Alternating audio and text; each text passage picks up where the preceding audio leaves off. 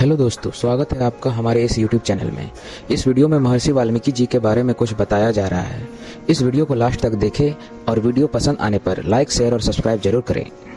वाल्मीकि संस्कृत रामायण के प्रसिद्ध रचयिता हैं, जो आदि कवि के रूप में भी प्रसिद्ध हैं। उन्होंने संस्कृत में रामायण की रचना की। महर्षि वाल्मीकि द्वारा रची रामायण वाल्मीकि रामायण कहलाई।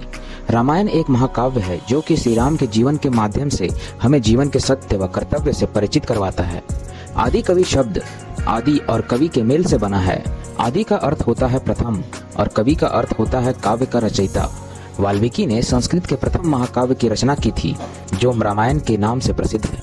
प्रथम संस्कृत महाकाव्य की रचना करने के कारण वाल्मीकि आदि कवि कहलाए। वाल्मीकि जी के पिता का नाम प्रचेत था। वाल्मीकि जी ने 24,000 श्लोकों में श्री राम उपाख्यान रामायण लिखी। उन्होंने प्रसिद्ध महाकाव्य रामायण, जिसे वाल्मीकि रामायण के नाम से भी जाना जाता है, उसकी रचना की और आदि कवि वाल्मीकि के नाम से अमर हो गए।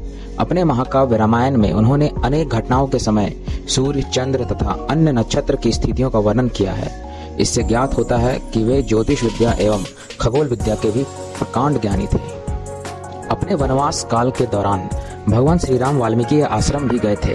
भगवान वाल्मीकि को श्री राम के जीवन में घटित प्रत्येक घटना का पूर्ण ज्ञान था। सतयुग, त्रेता और द्वापर तीनों कालों में वाल्मीकि का उल्लेख मिलता है। इसलिए भगवान वाल्मीकि को सृष्टिकर्ता भी कहते हैं। रामचरितमानस के अनुसार जब श्री राम वाल्मीकि आश्रम आए तो आदि कवि वाल्मीकि के चरणों में दंडवत प्रणाम करने के लिए वे जमीन पर डंडे की भांति लेट गए और उनके मुख से निकला था, तुम त्रिकालदर्शी मुनिनाथा, विश्व बदर जीवी तुमरे हाथा। अर्थात आप तीनों लोगों को जानने वाले स्वयं प्रभु हैं। ये संसार आपके हाथ में एक बैर के समान प्रतीत होता है। महाभारत काल में भी वाल्मीकि का वर्णन मिलता है।